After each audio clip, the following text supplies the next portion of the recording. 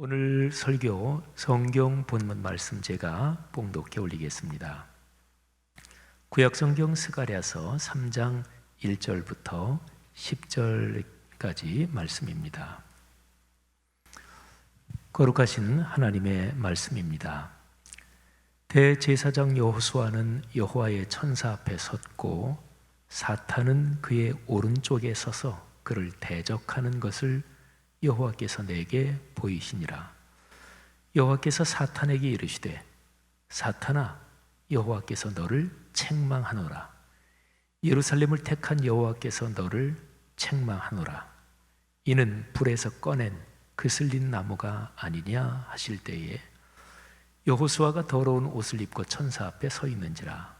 여호와께서 자기 앞에 선 자들에게 명령하사 그 더러운 옷을 벗기라 하시고 또 여호수아에게 이르시되 내가 네 죄악을 제거하여 버렸으니 네게 아름다운 옷을 입히리라 하시기로 내가 말하되 정결한 관을 그의 머리에 씌우소서 하매 곧 정결한 관을 그 머리에 씌우며 옷을 입히고 여호와의 천사는 곁에 섰더라.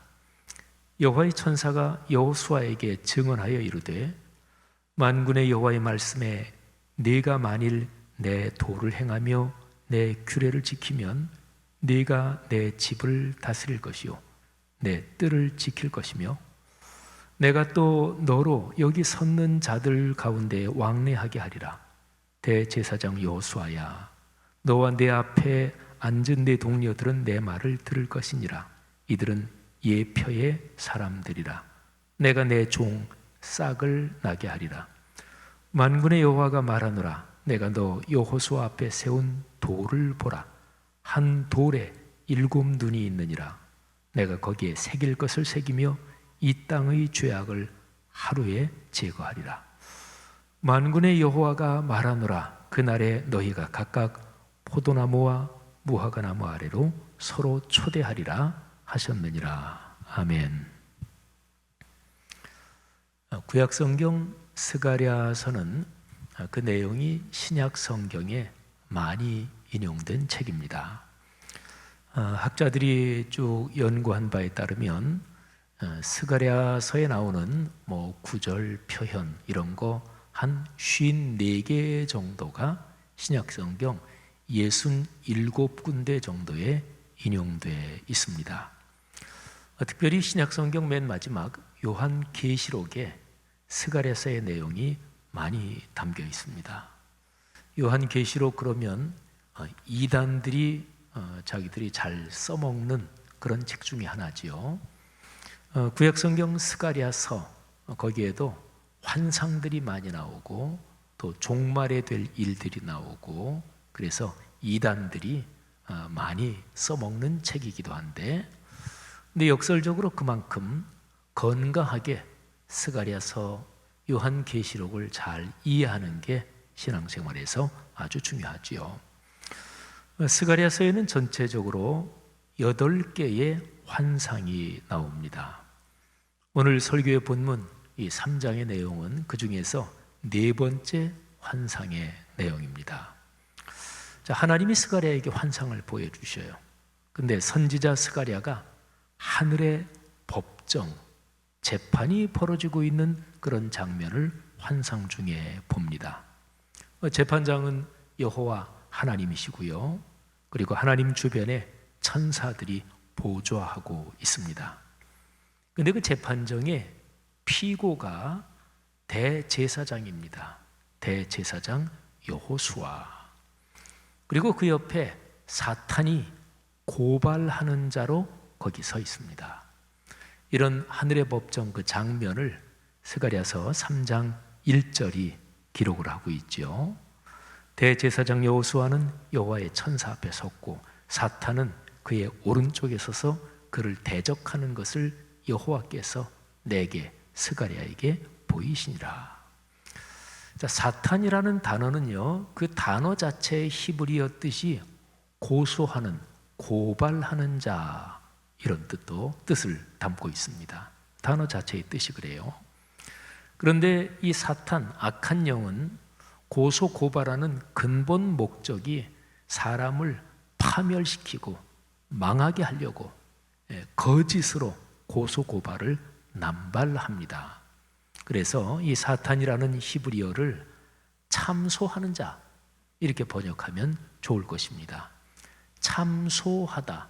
이 참소라는 우리 한국말의 뜻은 말이죠, 남을 헐뜯어서 죄가 있는 것처럼 거짓말로 꾸미기도 하고, 그래서 윗사람에게 그렇게 고하여 바친다, 이런 뜻이 참소예요. 사람이 의도적으로 남을 헐뜯고 교묘하게 남을 공격하면 그때 그 사람은 사탄의 하수인이 되는 것입니다. 또 사람들 중에 사회적으로 품위도 있고 모양새 이런 겉으로 드러나는 게 중요하다 이렇게 생각하는 사람은 자기가 직접 하진 않죠. 예를 들자면 다른 사람을 시켜서 간접적인 교묘한 방법으로 남을 헐뜯고 그리고 남을 비방하고 공격한다. 그런 건 하나님 앞에서 더 큰 죄지요.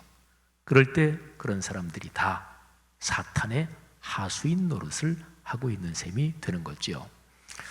우리 기독교 신앙은 타인에 대한 선의와 호의, 어떤 사람이든 심지어는 아주 악한 사람에 대한 심판은 그는 하나님의 손에 맡겨라, 이런 구절들이 성경에 있죠.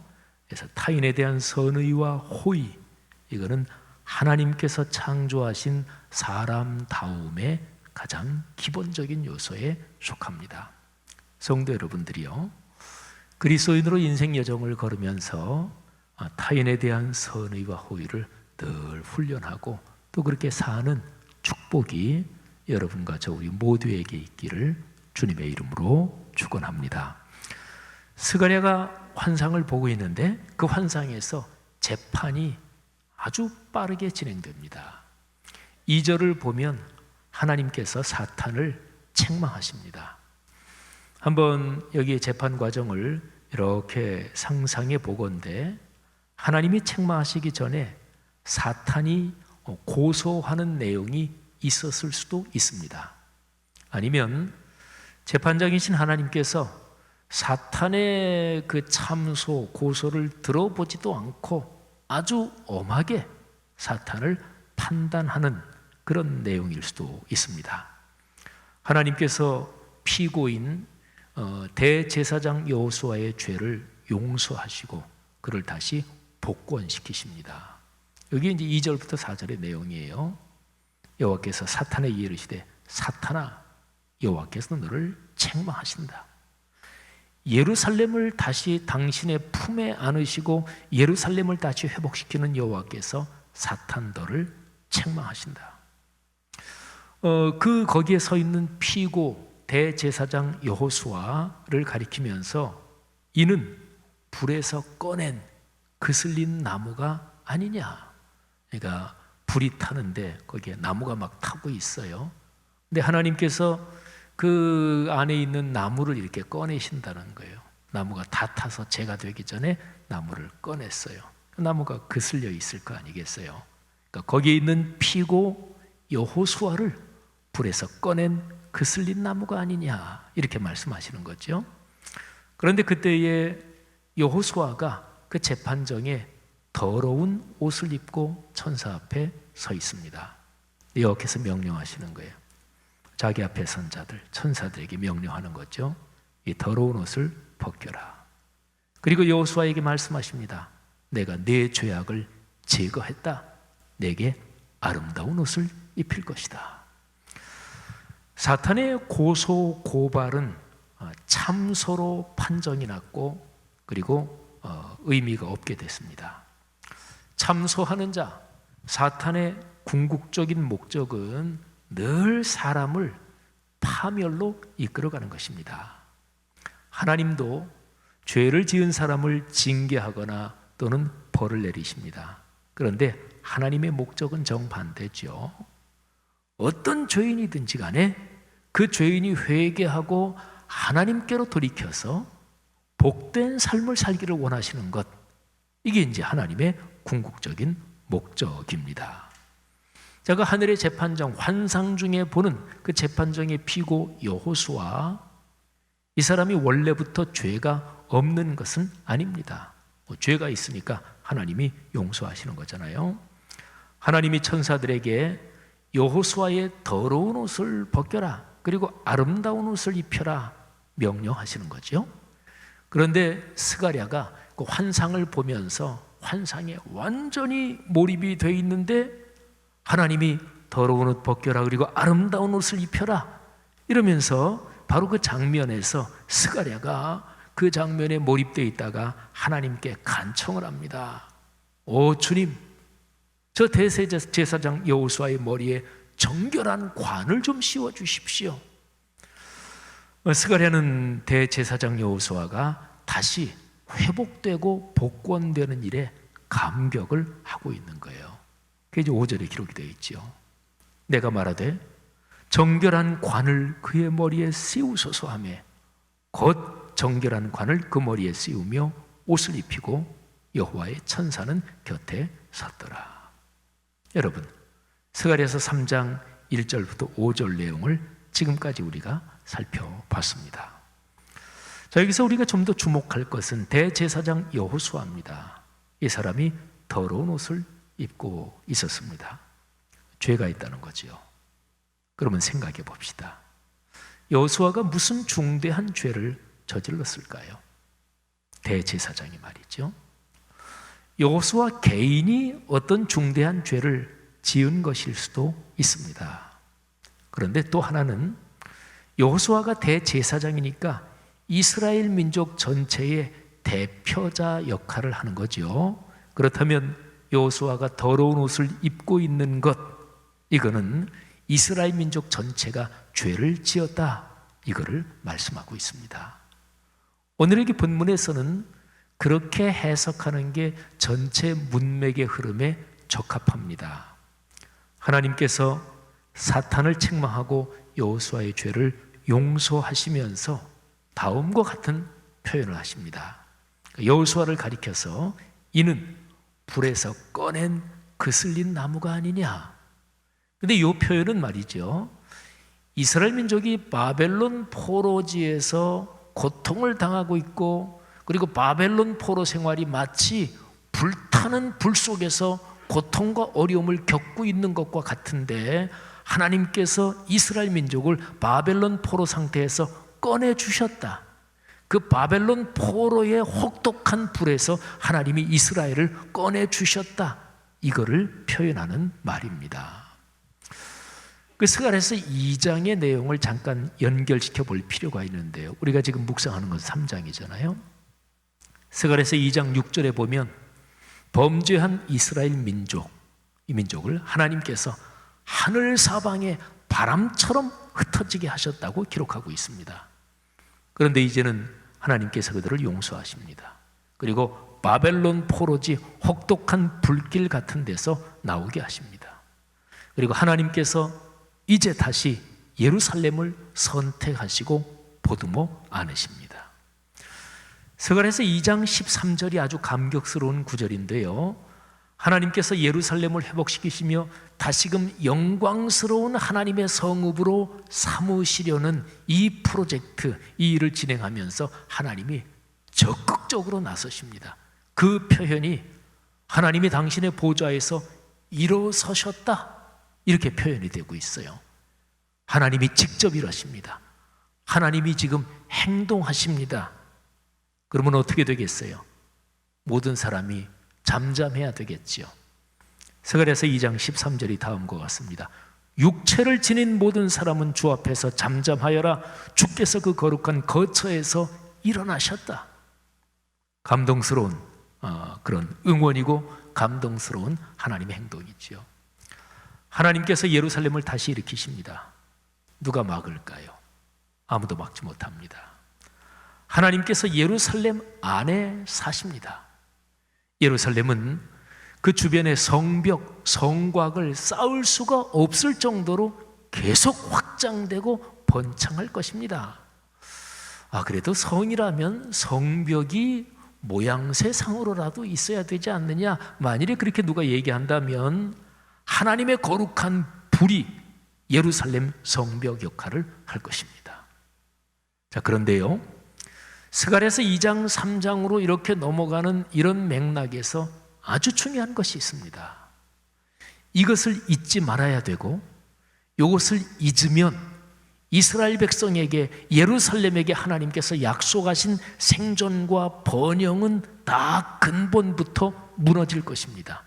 하나님께서 예루살렘을 다시 일으키시고 이스라엘 민족을 다시 축복하신다는 이 쭉 환상의 성취에서 요점을 반드시 기억해야 되는데, 이것이 필수적인 조건입니다.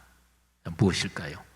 그게 스가랴서 3장 2절에 나오는 표현에 담겨 있습니다.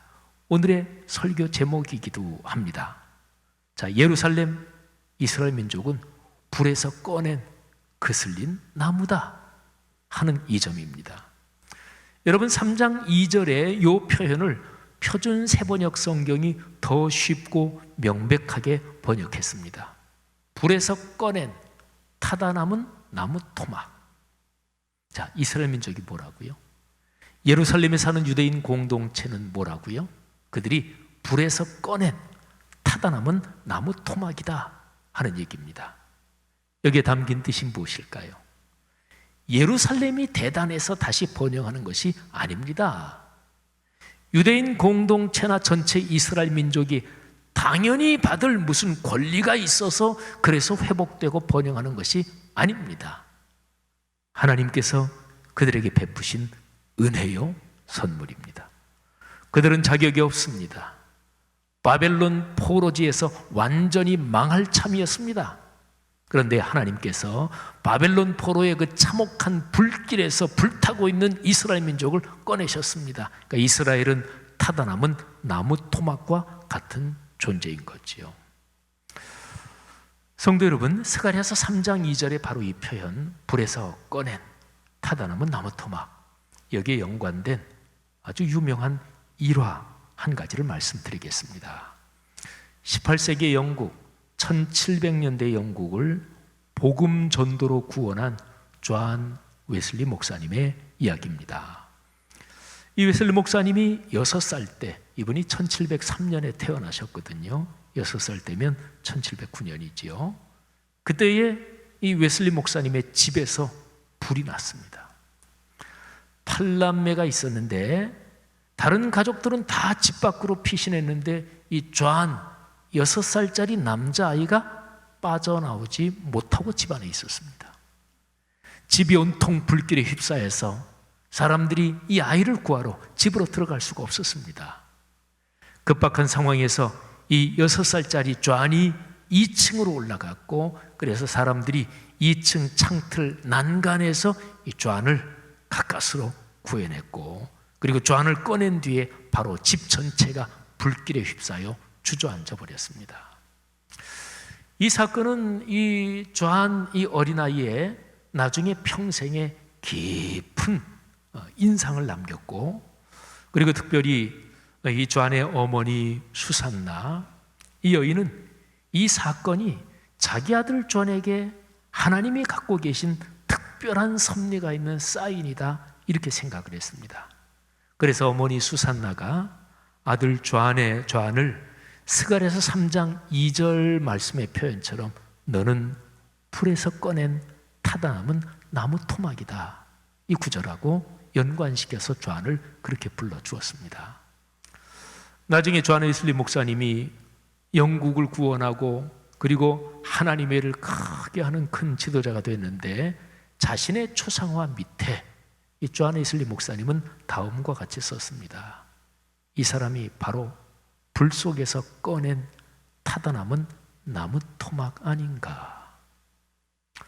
사랑하신 여러분, 사람은요, 내가 나 자신을 어떻게 이해하는지, 이게 굉장히 중요합니다. 여기에서 자아 정체성이 형성됩니다. 사람이 하는 말, 또는 그 사람이 하는 행동, 그 사람의 소비 습관, 하여튼 삶의 모든 것은요, 내가 나 자신을 어떻게 이해하느냐, 자아 정체성, 거기에 다 연관됩니다.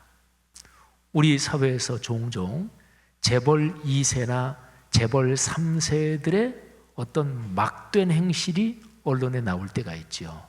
뭐 마약을 밀수하다 걸린다든지, 또는 만취해서 뭐 그냥 운전하다가 남의 차를 들이받고, 그런 아주 거부의 2세나 3세들이 막된 행실을 가끔 이제 뉴스에서 볼 때가 있습니다.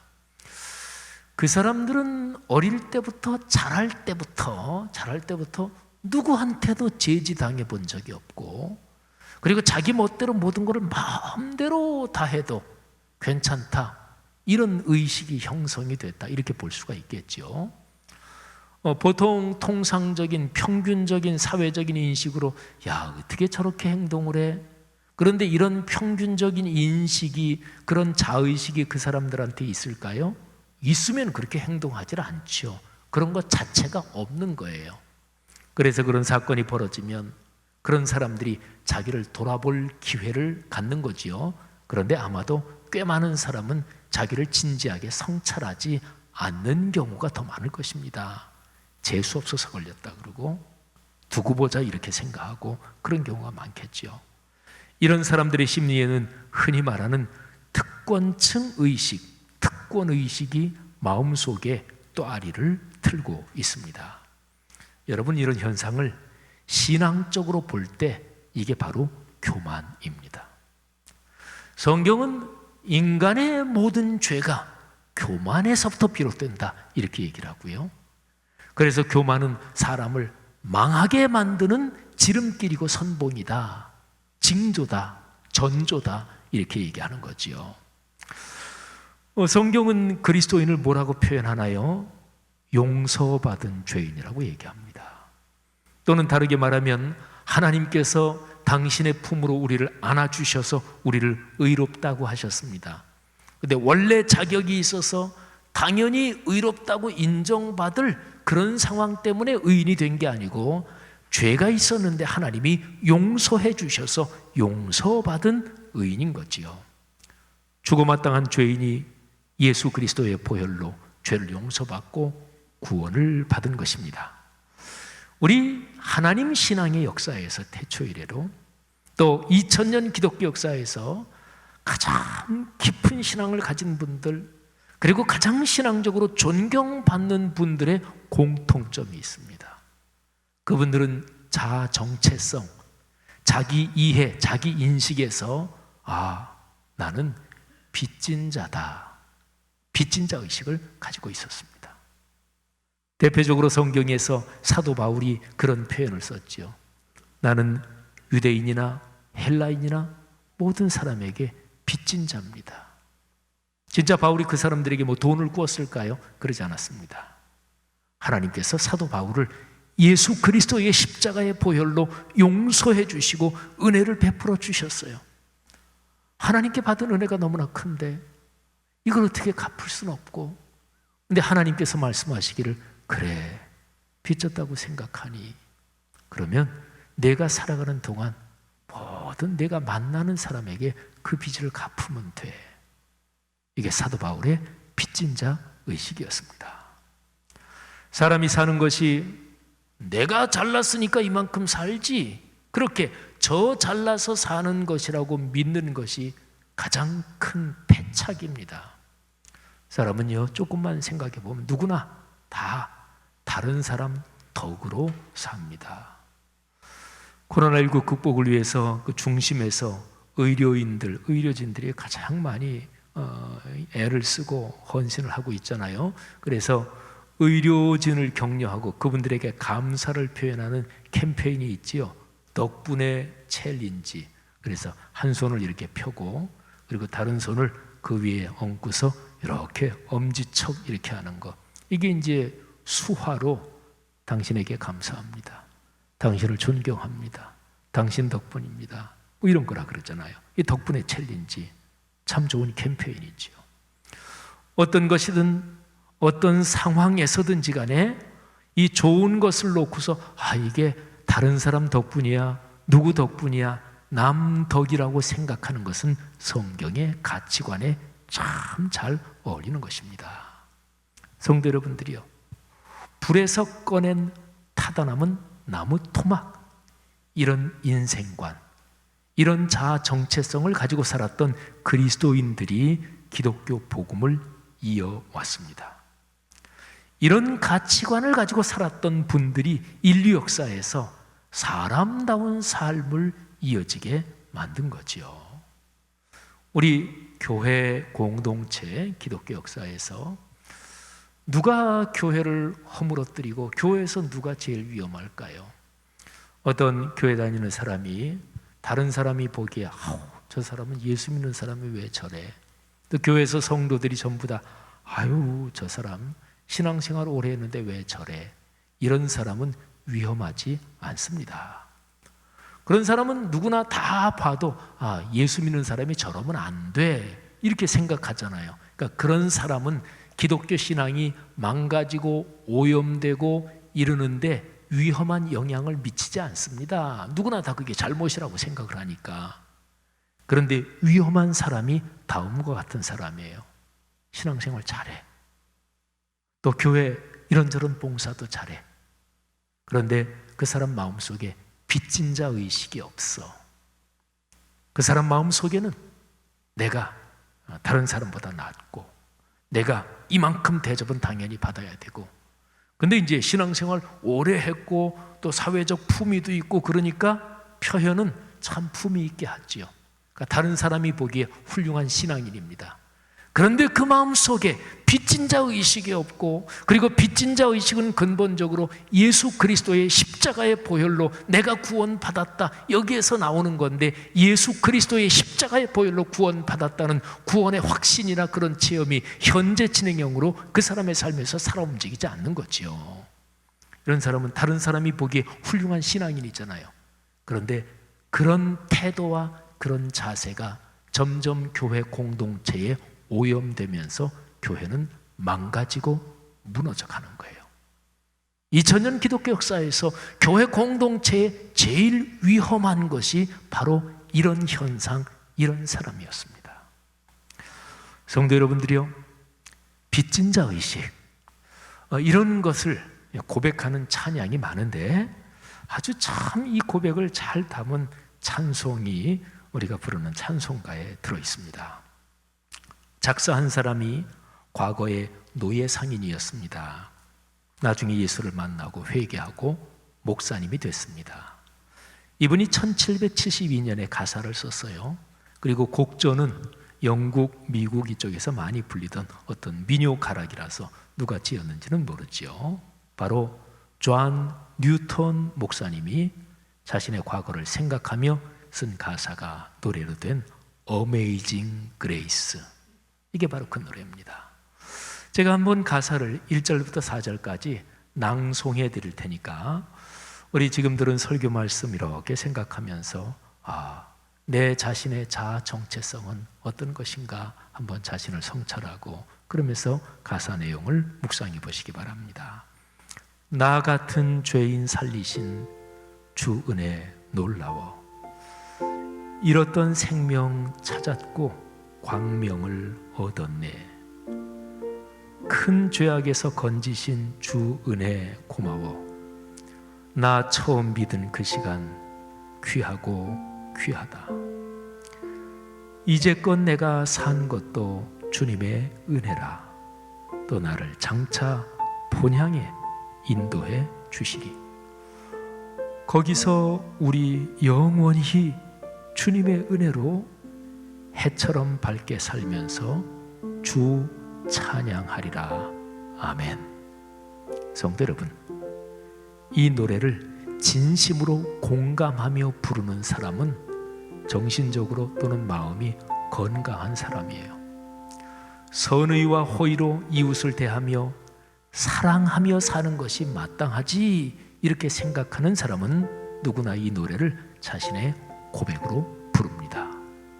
이 노래가, 이 찬양이 미국으로 건너가면서 특별히 미국에서 참 여러 가지로 어려움을 겪고 인생이 힘들고 어려운 흑인들한테 이 찬양이 특별히 많이 은혜를 끼쳤다 그러죠. 그리고 이 찬양은 미국 국가는 아닌데 사실은 기독교 정신으로 세워진 미국에서 국가와 같은 그런 찬양이 되고 있습니다.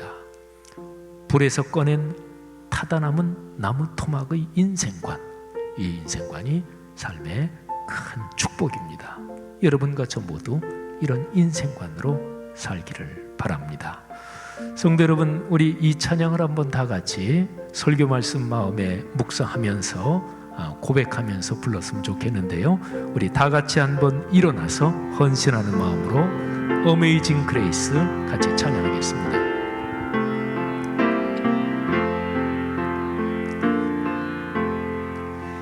나 같은 죄인 살리신 주님께로 나와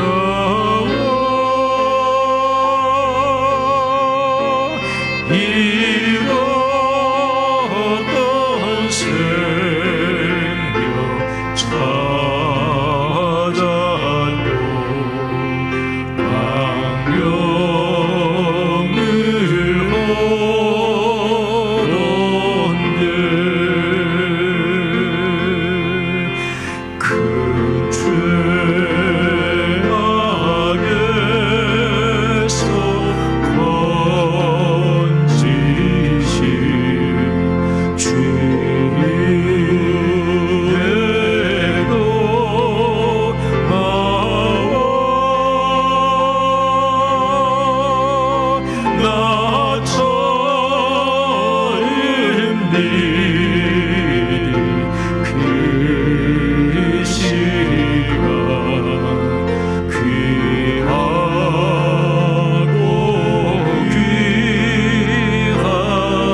이제껏 내가 산 것도 이제껏 내가 산 것도 주님의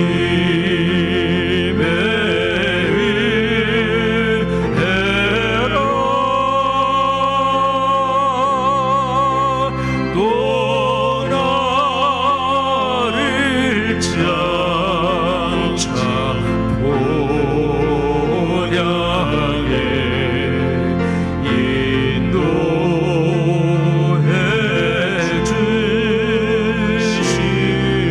우리 영원히 거기서 우리 영원히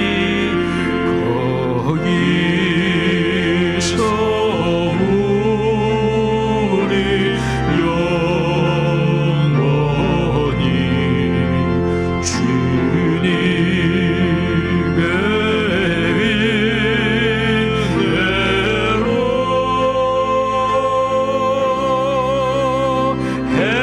해처럼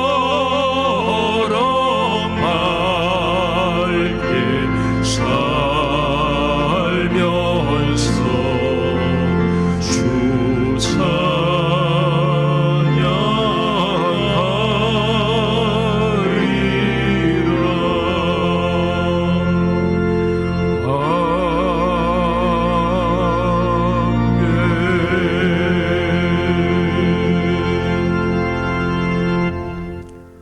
성도들이여, 우리 한번 자신을 성찰하며 하나님 앞에 고백하는 기도를 드리겠습니다. 오늘 들은 설교 말씀, 그 설교 말씀이 여러분 각 사람에게 하나님께서 와닿게 하신 그 내용이 무엇입니까? 참 아름답고 감동적인 찬양, 하나님께서 노예 상인이었던 존 뉴턴을 회심하게 하시고, 그리고 자기의 온 삶을 하나님께 헌신하며 그렇게 찬송시를 썼고, 그리고 전 세계 그리스도인들에게 불려지는, 그리고 자신을 고백하는 이 찬양 부르시면서 하나님께서 여러분에게는 또 어떤 음성을 주셨습니까? 불에서 꺼낸 타다 남은 나무 토막, 위대한 인생관입니다. 세상은 이런 사람들을 통해서 아름다워지고 하나님께서 이런 사람들을 들어서 쓰십니다. 여러분의 아들, 딸, 손녀, 손자들이 걸어가는 여러분의 가문이 이런 인생관 가치관으로 이어진다면 하나님께서 그 가정 가문을 크게 축복하실 것입니다. 이런 인생관과 반대 방향의 인생관을 가지고 있는 그 가정 가문의 아들, 딸, 손녀, 손자들이 사회적으로 잘 될수록 그 사회에 피해를 끼칩니다. 결국은 자신들도 망하는 길로 갈 것입니다. 성도 여러분, 이 시간 다시 한번 자신을 성찰하며 하나님 앞에 고백합시다. 오 주님, 예수 그리스도의 십자가의 보혈로 저를 구원해 주셨습니다. 그 은혜 제가 다 갚을 길이 없습니다. 불에서 꺼낸 타다남은 나무 토막 같은 저를 하나님께서 축복해 주심을 감사합니다. 이 기도 드리고 또 우리 사회를 위해서도 기도 드리겠습니다. 다 같이 잠시 통성으로 기도하겠습니다. 하나님 아버지, 이 시간에 말씀을 듣고 또 이 시간에 찬양 하나님 앞에 고백하면서 우리의 마음을 드렸습니다. 아버지 하나님, 이 시간에 하나님께서 성도들 한 사람 한 사람 마음속에 와 닿도록 말씀해 주신 그 음성, 성도들의 삶에서 열매가 되게 하옵소서. 말씀이 삶으로 이어지게 하옵소서. 불에서 꺼낸 타다남은 나무 토막이라고 하는 이 빚진 자 의식의 인생관 가치관이 다시 한번 우리 마음속에서 살아 움직이도록 하나님 아버지께서 축복해 주옵소서. 하나님, 간절히 기도합니다.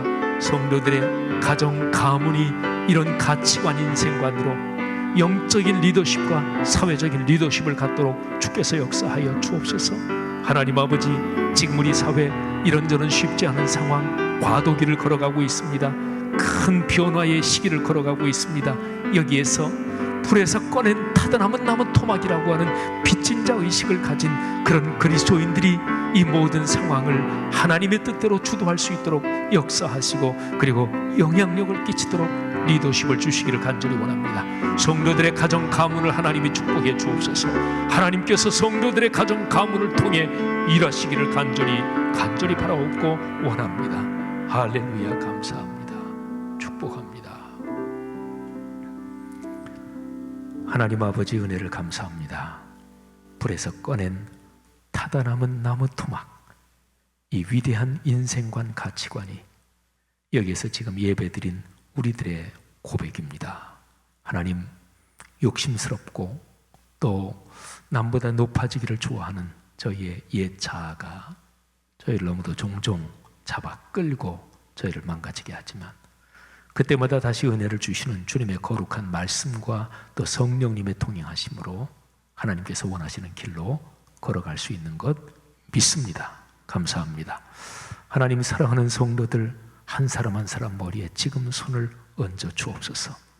실시간 인터넷 예배로 예배 드리고 있는 그 성도들 가정에서 또는 예배 드리는 자리에서 지금 성령께서 안수해 주옵소서. 하나님, 축복하옵소서. 건강하게 하옵소서.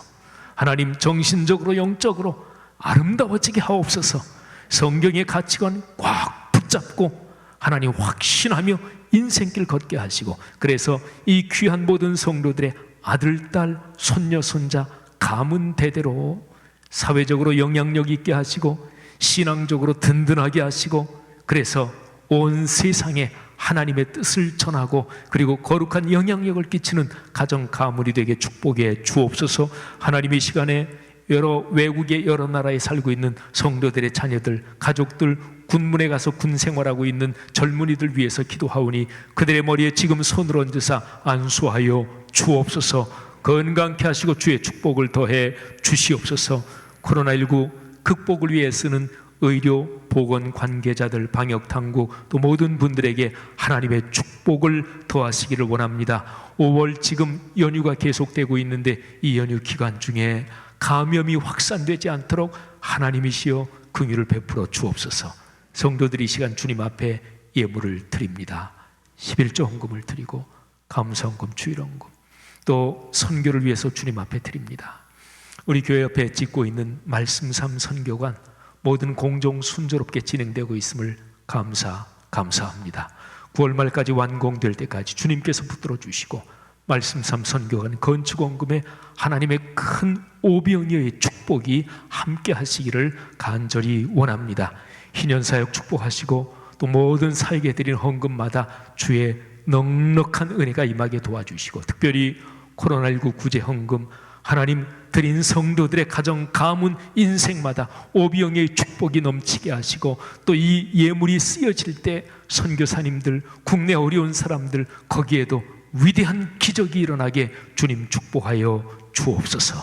하나님, 돌아오는 수요일 예배당에서 또는 인터넷 예배 자리에 나올 때까지 하나님께서 성도들을 안전하게 지키시며 경제활동을 축복하시며 기도의 제목이 응답되도록 이끌어 주옵소서. 이제는 우리의 주님 예수 그리스도의 은혜와 하나님 아버지의 넉넉하고 가없으신 사랑하심과 늘 우리 손 꼭 붙잡고, 그리고 우리의 인생에 위대한 축복과 선물들을 열어주시는 성령 하나님의 동행하심이 하나님의 귀한 자녀들, 하늘의 백성 머리 위에, 이분들을 통해 오늘의 세계 위에 지금부터 영원히 같이 계시기를 축원하옵나이다. 아멘.